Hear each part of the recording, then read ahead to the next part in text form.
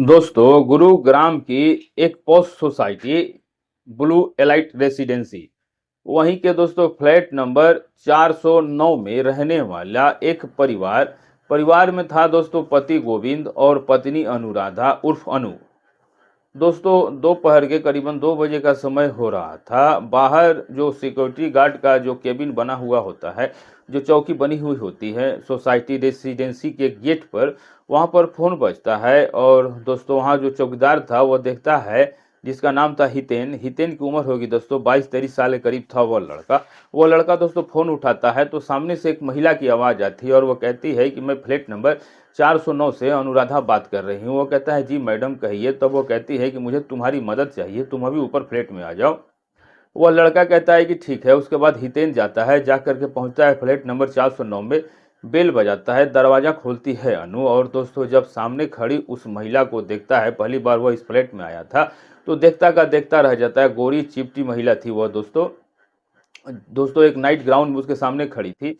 उसको अंदर बुलाती है तो कहता है जी मैडम आपने अंदर बुलाया था, बोलिए क्या काम है। अब दोस्तों वह जो महिला थी, इस सिक्योरिटी गार्ड को उस बुलाया तो इसने ही था। अब दोस्तों ये पूछता है बार बार कि बोलिए मैडम क्या काम है, आपने ही बुलाया था। तब वह कहती है कि मेरा गैस का सिलेंडर खत्म हो गया था, सिलेंडर चेंज कर रही थी, लेकिन सिलेंडर मुझे ठीक से लग नहीं रहा है, तो तुम उसको लगा दो। तो वह कहता है ठीक है।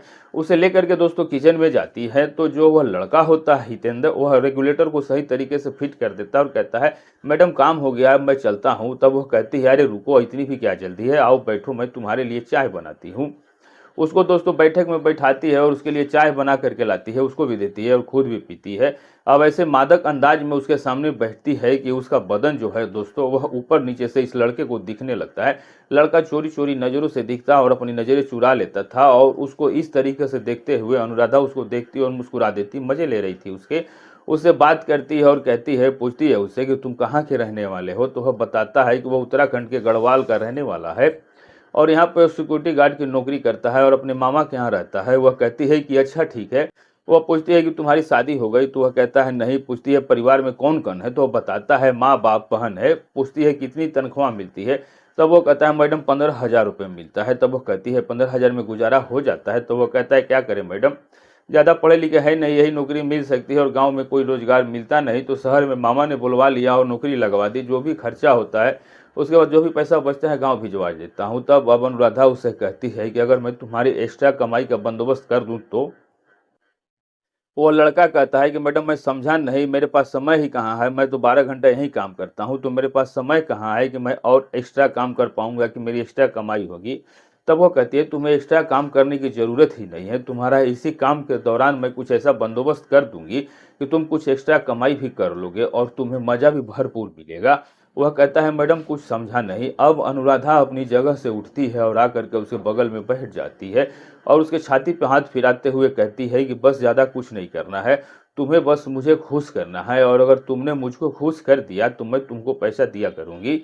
ये लड़का हितेन जो था वो घबरा जाता है और कहता है मैडम आप कैसी बातें कर रही हैं। तब वो कहती है कि देखो मैंने तुमको इसीलिए बुलाया है, मैं कई दिनों से तुम्हारे ऊपर नज़र बनाए हुए हूँ और तुम मुझे बहुत ही पसंद हो। लड़का पहाड़ी था और लड़का देखने में भी बहुत सुंदर स्मार्ट था। तो अब वह उसके साथ वह कुछ ऐसे उसके बदन से खिलवाड़ करने लगती है कि दोस्तों आखिर वो भी जवान खून गर्म तो होगा ही, जोश में आ जाता है और उसके बाद कहता है कि मैडम ठीक है आप ये कर रही हैं तो कर तो लूँगा, लेकिन साहब को पता चल जाएगा तो हम मुझे जान से ही मार देंगे, मेरी नौकरी चली जाएगी। मुझे मामा को पता चलेगा तो अभी मुझे मार देगा, अब मैं क्या करूं। तब वो कहती है कि अरे पागल, इस दरवाजे के अंदर क्या हो रहा है ये तुम और मैं जानती हूँ, और मैं तुम्हारे साहब को आकर बताएगा कौन, तुम्हारे मामा को बताएगा कौन, चिंता मत करो किसी को कुछ भी पता नहीं चलेगा। तो अब वह लड़का जो था दोस्तों वह हामी भर देता है और उसके बाद अनु को तो अब हरी झंडी मिल गई थी। वह चढ़ करके उसके गोद में बैठ जाती है और आनन फानन में उसके कपड़े उतारने लगती है और उसके साथ कुछ ऐसा करने लगती है कि हितेंद्र मानो जन्नत की सैर करने लगता है। उसने सपने में भी नहीं सोचा था कि शहर की कोई ऐसी मैडम उसके साथ ये सब कुछ करेगी। अब दोस्तों वह भी जब जोश में आता है तो अभी अनु पे टूट पड़ता है और उसके बाद अनु उसको लेकर के बेडरूम में चली जाती है और वहाँ जाने के बाद वह उस लड़के के साथ वह सब कुछ करती है। उस लड़के ने जो भी अपना तगड़ा परफॉर्मेंस दिया था तो अनु को दिन में तारे दिखा दिया था और उसके बाद से अनुराधा उस लड़के की दीवानी सी हो जाती है, क्योंकि आज बिस्तर में उसके साथ वो सुख प्राप्त किया था जो उसका पति शायद उसको कभी नहीं दे पाता था। अनु खुश हो जाती है और उसके हाथ में 2000 रुपये रख देती है। तो उसके बाद वह लड़का खुश हो जाता है और उसके बाद अनु से कहती है कि देखो बात एक बार की नहीं है, इसके बाद मैं जब भी तुमको बुलाऊंगी तुम्हें आना होगा और तुमको इसी प्रकार से मुझे खुश करना होगा और तुमको मैं हर बार करने के 1000 रुपये दिया करूंगी। सोचो महीने में तुम कितने पैसे कमा लोगे। लड़का बहुत ही ज़्यादा खुश हो जाता है। उसके दोनों हाथों में लड्डू था, पैसे भी मिल रहा था और भोगने के लिए इतनी सुंदर महिला भी मिल रही थी। वो कहता है बिल्कुल मैडम, अब जब भी फ़ोन कीजिएगा आपकी खिदमत में हाजिर हो जाऊंगा, बस ध्यान रहे साहब को पता ना चले। वो कहती है चिंता मत करो, ऐसा कुछ भी नहीं होगा। अब भी वहाँ से निकल करके चला जाता है। अब दोस्तों शाम को दोस्तों जब पति घर पहुँचता है, अब दोस्तों जब शाम को पति घर आता है, पति का नाम था गोविंद। गोविंद दोस्तों जब घर पहुंचता है तो घर में सब कुछ एकदम नॉर्मल था, लेकिन आज अनुराधा कुछ ज़्यादा खिली खिली खुश खुश थी, जैसे कि वो एकदम फ्रेश हो गई हो। और उसका पति पूछता है क्या बात है, आज बड़ी खुश नज़र आ रही हो। तो कहती है कुछ नहीं, बस आज मूड बहुत अच्छा है, तरोताज़ा महसूस कर रही हूँ। गोविंद भी खुश हो जाता है। अब दोनों खाते पीते हैं। तो अब दोस्तों बिस्तर पे जाने के बाद वो फिर रात को गोविंद के साथ कुछ करना चाहती थी कि सुबह लड़के ने दोस्तों उसकी आग भड़का दी थी। अब जैसे ही वो गोविंद के साथ कुछ करना चाहती है तो गोविंद जो है वह नखरे करता है कि अनु आज नहीं, आज मैं थका हुआ हूँ। ऐसा वैसा करके अनु फिर उससे चिढ़ जाती है कि तुम्हारा हमेशा का ही ये नाटक है। तुमसे जब भी मैं कुछ कहती हूँ तो तुम्हारा बस यही रहता है कि आज मैं थका हुआ हूँ, ऐसा हूँ वैसा है, और कुछ करने की कोशिश भी करती हूँ तो तुमसे कुछ हो नहीं पाता। अब दोस्तों गोविंद जवाब नहीं देता है, वह सो जाता है। अब दोस्तों अनु जो थी वह चुपचाप, वह भी कुछ नहीं बोलती है और वह भी दोस्तों आंखें बंद करके सोने की नाटक करने लगती है, सोने की कोशिश करने लगती है। अब दोस्तों गोविंद भी सो जाता है और तो लेकिन दोस्तों अनु को कोई टेंशन नहीं था, क्योंकि दोस्तों अनु ने अपने लिए एक लड़के को तलाश कर लिया था। अब दोस्तों जैसे ही सुबह में गोविंद वापस ऑफिस जाता तो दोस्तों दोपहर में फिर अनु फोन करती है उस लड़के को और बुला लेती है अपने घर पे। तो फिर आता है हितेंद्र और आते ही लग जाता है इसे अनुराधा के साथ। अनुराधा भी दोस्तों जम करके उस लड़के के साथ इंजॉयमेंट करती है, उसे 1000 रुपये देती है और वह चला जाता है। अब ये सिलसिला चल पड़ा था दोस्तों, दिन में उस लड़के के साथ करती थी और रात को गोविंद को परेशान करती।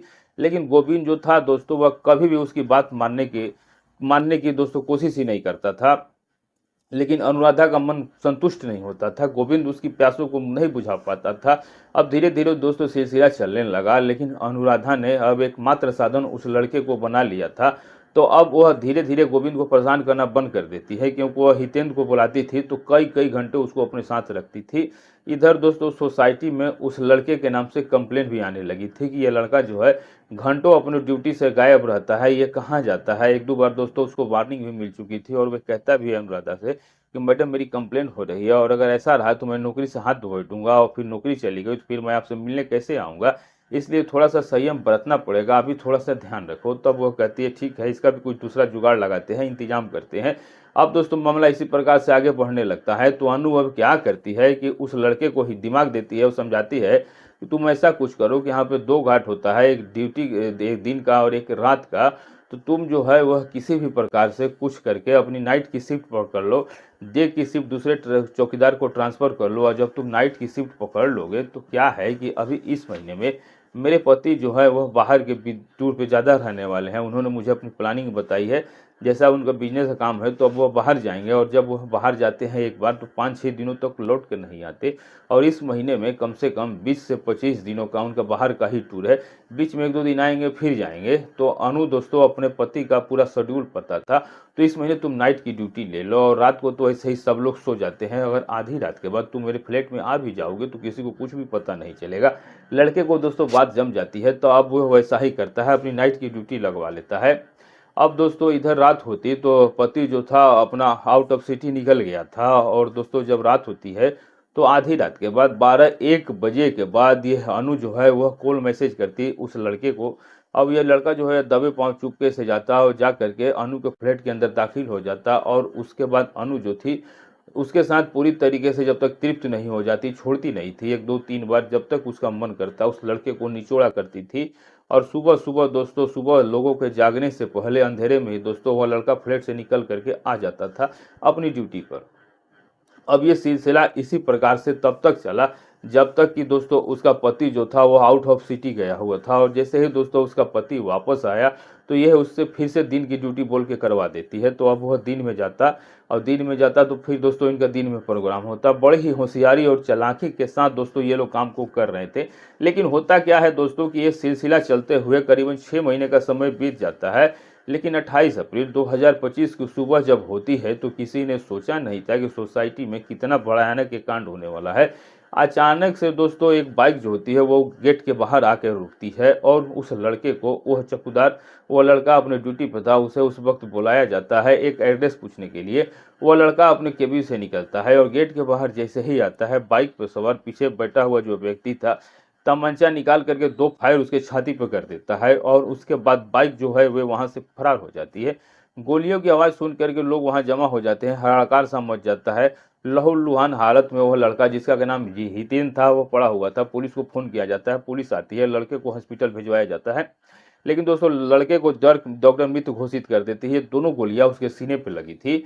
अब पुलिस जो थी दोस्तों वह मामले की जांच शुरू करती है, तफ्तीश शुरू होती है। तो सबसे बड़ी बात ये थी कि एक सोसाइटी के चौकीदार को आखिर मारने का मकसद क्या हो सकता है, चौकीदार को क्यों मारा गया, इससे किसी की क्या दुश्मनी हो सकती है।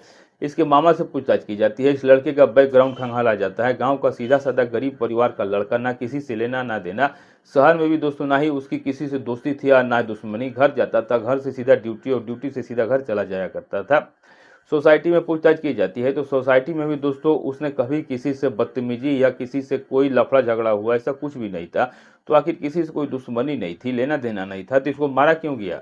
सबसे बड़ी बात सोचने वाली ये थी, सबसे बड़ी आश्चर्यचकित करने वाली बात ये थी कि वह जो हत्यारे थे जिन्होंने इस लड़के को मारा था, उसके जेब से मोबाइल फ़ोन निकाल करके ले गए थे। उस लड़के का वो फ़ोन क्यों निकाल करके ले गए, आखिर उसके फ़ोन में ऐसा क्या राज था जो वे लोग उसके मोबाइल फ़ोन को के लेकर चले गए थे। फ़ोन तो नहीं मिला, लेकिन दोस्तों पुलिस जो थी वह उस लड़के का कॉल डिटेल सीडीआर निकालती है। साइबर सेल को जिम्मा सौंप दिया जाता है उसके नंबर का सारा डेटा निकालने का, सारा सोशल मीडिया का निकालने का, मतलब ये कौन से सोशल मीडिया यूज़ करता था और उसे पुलिस को क्या मिलता है। अब इस चीज़ की जांच शुरू होती है, और जब सीडीआर निकल करके सामने आता है तो उसमें क्या देखती है पुलिस की, जो उसमें नंबर जो था उससे उसके परिवार के बात होती थी, मामा के परिवार में बात होती थी। लेकिन एक नंबर पुलिस को ऐसा मिलता है जिससे कि उस लड़के के नंबर पे कॉल आता था, उससे फिर उस नंबर पे कॉल जाता था। अब जब वह नंबर पता किया जाता है तो वह नंबर अनुराधा का निकलता है। अनुराधा मतलब ये गोविंद की पत्नी।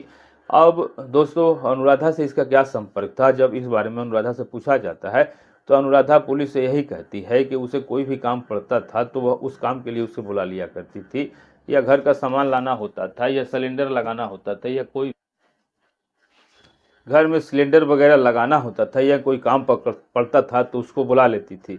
इससे ज़्यादा अनुराधा का उसे कुछ लेना देना नहीं था। अब दोस्तों इन बातों को सुनकर पुलिस जो थी वह सोचती है कि हो सकता है कि घरेलू काम के लिए ही हितेन को बुलाती होगी। लेकिन दोस्तों अनुराधा एक प्राइम सस्पेक्ट बन चुकी थी, और पुलिस को कुछ ना कुछ शक जरूर था कि इस कहानी में अनुराधा जरूर इन्वॉल्व है, क्योंकि सोसाइटी में इतने सारे फ्लैट है, 70-80 को फ्लैट था। जिसको भी काम पड़ता था तो जो वह उस गार्ड की मतलब जो केबिन बनाया हुआ था वहाँ पर दोस्तों हर कोई फ़ोन करता था, और वह उससे बात करके चौकीदार को बुलाता था या काम करता था। उसके पर्सनल फ़ोन पे किसी का नंबर नहीं था, सिर्फ अनुराधा का नंबर था। और अनुराधा ने जैसे बताया था कि उसको काम पड़ता था तो वह बुलाती थी। लेकिन जब पुलिस सीडीआर खंगालती है तो उसमें रात को 12 बजे, 1 बजे, 2 बजे अनुराधा के फ़ोन से उसके नंबर पे कॉल गया था, अनुराधा के नंबर से उसके फ़ोन पे कॉल गया था। तो इतनी रात को आखिर उस लड़के से, इस चौकीदार से इस अनुराधा को कौन सा काम पड़ सकता है। अब दोस्तों वह साइबर सेल जो थी वह उस डेटा निकालती है, और दोस्तों जब डेटा आता है, जब व्हाट्सएप का डेटा आता है तो पुलिस के सामने पूरी पिक्चर क्लियर हो जाती है, और वहां से समझ आ जाता है कि अनुराधा के साथ इस लड़के के अवैध संबंध था। क्योंकि दोस्तों उसमें चैट और मैसेज सामने आ गया था। तो पुलिस गोविंद और अनुराधा को उठा कर थाने लाती है, और जब कड़ाई से पूछताछ करती है तो अनुराधा टूट जाती है, और अनुराधा बता देती है कि हाँ उस लड़के के साथ अनुराधा के शारीरिक संबंध थे, और अनुराधा उस लड़के को पैसे देती थी ये सब काम करने के एवज में। उसका दोस्तों सर शर्म से झुका हुआ था पति के सामने। लेकिन दोस्तों अभी भी हत्या की गुत्थी नहीं सुलझी थी। अनुराधा जो है वह इस बात को तो कबूल करती है कि उस लड़के के साथ इसके संबंध जरूर था, लेकिन इसकी हत्या क्यों हुई, किसने की, उसकी हत्या से अनुराधा का कुछ भी लेना देना नहीं था, ये अनुराधा कहती है। और पुलिस को भी दोस्तों ऐसा कोई लिंक नहीं मिला था कि वह उसकी हत्या से अनुराधा का संबंध जोड़ सके। अनुराधा को छोड़ दिया जाता है, गोविंद अनुराधा के साथ वापस लौट करके आ जाता है, लेकिन अनुराधा शर्म से पानी पानी हो गई थी और वे अपने पति के हाथ जोड़ती है, पैर जोड़ती है और मुझसे माफ़ी मांगती है कि उसे बहुत बड़ी गलती हो गई, वो बहक गई थी, लेकिन आज के बाद वो ऐसा कभी नहीं करेगी। गोविंद भी उसे माफ़ कर देता है कि चलो जो हुआ छोड़ो, बात पे मिट्टी डालो, अब जो बदनामी होनी थी सो हो गई। अब धीरे से यहाँ से इस फ्लैट को बेचेंगे और कहीं और जा कर के रहेंगे। बात को 2 से 3 महीने का समय गुजर जाता है, मामला अब खत्म सा होने लगता है, क्योंकि दोस्तों एक गरीब परिवार का लड़का जो कि चौकीदार की नौकरी किया करता था, अब उसके केस को पुलिस कितनी ही गंभीरता और संजीदगी से लेगी। कुछ दिन दोस्तों पुलिस कोशिश करती है और मामला धीरे धीरे संदे ठंडे बस्ते में जाने लगता है। तो अब जो यह गोविंद था यहाँ से फ्लैट बेच करके कहीं दूसरी सोसाइटी में फ्लैट लेकर के अनुराधा के साथ रहने लगता है। लेकिन अचानक से एक दिन पुलिस ढूंढते हुए उस फ्लैट पे पहुंचती है गोविंद के, और जाते ही गोविंद को तुरंत गिरफ्तार कर लिया जाता है। गोविंद पूछता है कि मुझे क्यों गिरफ्तार कर रहे हो, किस जुर्म में मुझे गिरफ्तार कर रहे हो। पुलिस कहती है तुमको सब पता चल जाएगा। गोविंद को अरेस्ट करके थाने लेकर के आया जाता है। अनुराधा भी भागी भागी पीछे पीछे आती है और गोविंद को बताया जाता है, कहा जाता है कि अब जो है सीधे सीधे से अपना गुनाह कबूल कर लो और पूरी कहानी क्या है पुलिस को बता दो, वरना पुलिस जानती है कि सच्चाई कैसे उगलवाना है। पहले तो दोस्तों गोविंद गोल गोल घुमाने की कोशिश करता है, लेकिन जब दोस्तों वह उन दो लोगों को पुलिस सामने ला के खड़ी करती है, और दोस्तों उन दो लोगों का चेहरे देख करके गोविंद का चेहरे का रंग उड़ जाता है, क्योंकि दोस्तों वह दो व्यक्ति वही थे जिन्होंने उस लड़के पे फायर किया था, उस लड़के की हत्या की थी। ये पेशेवर क्रिमिनल थे और पुलिस ने दोस्तों इनको एक दूसरे केस में हिरासत में लिया था। और दोस्तों जब पुलिस तबीयत से इनकी धुलाई करती है और जब इनसे पूछताछ करती है, तो दोस्तों ये उस गुनाह को भी कबूल कर लेते हैं, उस लड़की की हत्या जो की थी। और दोस्तों वह मोबाइल फ़ोन भी इनके पास से बरामद हो जाता है, जो उस लड़के का इन्होंने फ़ोन चुराया था। दरअसल उस फ़ोन को इन्होंने कई महीनों के बाद एक्टिव किया था, उसमें दूसरा फ़ोन सिम डाल करके, और वो फ़ोन पुलिस के रडार पे आ जाता है। और इसीलिए दोस्तों ये पुलिस के हत्थे चढ़े थे। इन्होंने अपना जुर्म कबूल कर लिया और इन्होंने बताया था कि उस लड़के की हत्या कर दी गई है। उसे सुपारी दी गई थी 2 लाख रुपया, और 2 लाख रुपया देने वाला कोई और नहीं बल्कि गोविंद ही था। अब दोस्तों जो गोविंद था वो कहानी इस प्रकार से पुलिस को बताता है। यह गोविंद जो था वो अपने दोस्त के साथ बैठा हुआ था, जिसका नाम केशव था, बहुत ही घनिष्ठ मित्र था, और केशव उस वक्त बहुत परेशानी में था। और परेशानी का कारण ये था कि केशव जो है वह अब गोविंद को बताता है कि उसकी पत्नी का किसी के साथ चक्कर चल रहा है, और उसने अपनी पत्नी को रंगे हाथों पकड़ा है। तो अब उसे शक कैसे हुआ, केशव कैसे पकड़ा, तो गोविंद के भी तार झंझना उठता है। और केशव बताता है कि उसकी पत्नी जो थी वो हमेशा उससे लड़ाई झगड़े करती थी कि तुम मुझे खुश नहीं रखते, तुम मेरे साथ संबंध नहीं बनाते। लेकिन पिछले कुछ दिनों से उसकी पत्नी ने उसे शिकायतें करना बंद कर दी थी, वो बड़ी खुश खुश रहने लगी थी। इस बात से दोस्तों केशव को शक हुआ, और जब उसने जासूसी की पत्नी की तो पता चला कि वो किसी और मर्द के साथ अपने अरमान पूरी कर रही है, इसलिए केशव की आवश्यकता नहीं है। इस कारण केशव का आदि डिप्रेशन में चला जाता है। केशव ने जब ये कहानी बताई गोविंद को, तो अचानक से गोविंद की भी घंटी बजी, क्योंकि गोविंद के साथ भी वही हो रहा था जो केशव के साथ हो रहा था। उसकी पत्नी भी उससे हमेशा लड़ाई झगड़े किया करती थी, उससे हमेशा उसको प्रॉब्लम होती थी, शिकायतें होती थी। लेकिन पिछले कुछ दिनों से उसकी सारी शिकायत गोविंद से चली गई थी और वो खुश रहने लगी थी, खिली खिली सी रहने लगी थी। गोविंद को परेशान भी नहीं करती थी, ना ही उसे बातें सुनाती थी और ना ही उसे संबंध बनाने की जिद किया करती थी। तो गोविंद को ऐसा लगता था कि कहीं उसके साथ भी तो यही खेला नहीं चल रहा है। तो गोविंद भी सोच लेता है कि वह भी अब जासूसी करेगा, और वे अपनी बेडरूम में हिडन कैमरा लगा देता है, जिसकी जानकारी अनुराधा को थी भी नहीं। और बस दोस्तों जब वह निकला था अपने बिजनेस टूर पर दूसरी बार, तो अनुराधा वही काम करती है, बुलाती है हितेन को और जम करके बढ़िया पूरा खुले तरीके से कमरे के अंदर वह अपना रासलीला प्रोग्राम रचाती है, और सब कुछ उस हिडन कैमरे में कैद हो गया था। और जब गोविंद ने आने के बाद ये सब कुछ देखा तो उसका दिमाग सरक गया था, और उसके बाद दोस्तों वह गुस्से से आग बबूला हो जाता है। लेकिन दोस्तों वह अपनी पत्नी को कुछ भी नहीं करना चाहता था, उसे कुछ कहना भी नहीं चाहता था, और अपना गुस्सा भी उस पर नहीं उतारना चाहता था, क्योंकि वो अपनी पत्नी से बहुत प्यार करता था और वो उसके साथ ही रहना चाहता था, उसके बिना नहीं रहना चाहता था। लेकिन वो सबक सिखाना चाहता था उस लड़के को कि जो कुछ भी किया उस लड़के ने ही किया, सारी गलती उस लड़के का है। हालांकि सारी गलती अनुराधा की थी, कोई किसी के साथ ऐसे जबरदस्ती तो फ्लैट में जाके कर नहीं सकता था, इसलिए वो प्लानिंग रचता है कि इस लड़के को ही रास्ते से हटा देता हूँ। सुपारी देता है दोस्तों कुछ गुंडों को 2,50,000 रुपए की, हितेन की हत्या की, और इस प्रकार से वो हितेन की हत्या करवा देता है। और वहां से दोस्तों फ्लैट चेंज करके किसी दूसरे फ्लैट जगह पे आके रहने लगता है। उसने सोचा था कि उसका राज कभी नहीं खुलेगा, पर्दाफाश होगा ही नहीं, लेकिन दोस्तों वह गलत था, क्योंकि मुजरिम चाहे कितना ही शातिर क्यों ना, अपराधी कितना ही होशियार क्यों ना हो, कुछ न कुछ ऐसा सबूत छोड़ ही देता है कि पुलिस के फंदे में वो आ ही जाता है, जैसा कि गोविंद के साथ हुआ। गोविंद के खिलाफ दोस्तों संबंधित धाराओं के तहत मुकदमा दर्ज किया किया और उसके बाद न्यायालय के सामने पेश किया गया, जहां से न्यायालय उन्हें 14 दिन के लिए जेल भेज देती है। अनुराधा के हवस के कारण एक लड़के ने दोस्तों अपनी जान गंवा दी। हालांकि दोस्तों के लड़के गलती लड़के की भी थी, तो वह उस महिला के झांसे में आया, पैसे की लालच में आया और वह उसकी डिमांडों को पूरी करने लगा। लेकिन दोस्तों गोविंद ने जो कदम उठाया, क्या वह सही था? पत्नी पत्नी की गलती पत्नी की भी थी और सजा पत्नी को देनी चाहिए थी। पत्नी से लड़ता झगड़ता, पत्नी को छोड़ता, डाइवोर्स देता, कुछ भी करता, क्योंकि दोस्तों हितेन तो एक मोहरा था, और अगर आज हितेन नहीं तो कल कोई और होगा, परसों कोई और होगा। और जब पत्नी को एक बार ये सब कुछ करने की आदत लग चुकी है, तो गोविंद खुद उसके अरमान पूरे नहीं कर पाता था, तो पत्नी कहीं ना कहीं पूरे करेगी। हितेन को रास्ते से हटा देगा, कहीं और करेगा, कहीं और पकड़ेगा तो कहीं और करेगी। और आज तो दोस्तों इतना बड़ा क्राइम करके जेल में जाके बैठ गया, तब तो अब खुले तौर पे जेल में अपनी रातें बिताएगा, और ये यहाँ किसी और के साथ रातें बिताएगी। गोविंद का उठाया हर एक कदम गलत था दोस्तों, जिसकी कीमत उस लड़के हितेन ने चुकाई। बस ये थी आज की कहानी। वीडियो अच्छी लगी हो तो चैनल को सब्सक्राइब, वीडियो को लाइक जरूर कीजिएगा, और आप कमेंट करके जरूर बताइएगा कि आप ये कहाँ से वीडियो देख रहे हैं। और दोस्तों और आप ये वीडियो बनाने का हमारा मकसद किसी का दिल दुखाना, आहत करना नहीं, सिर्फ आपको जागरूक और सचेत करना है। तो मिलेंगे ऐसे ही किसी सच्ची घटना के साथ, तब तक के लिए नमस्कार।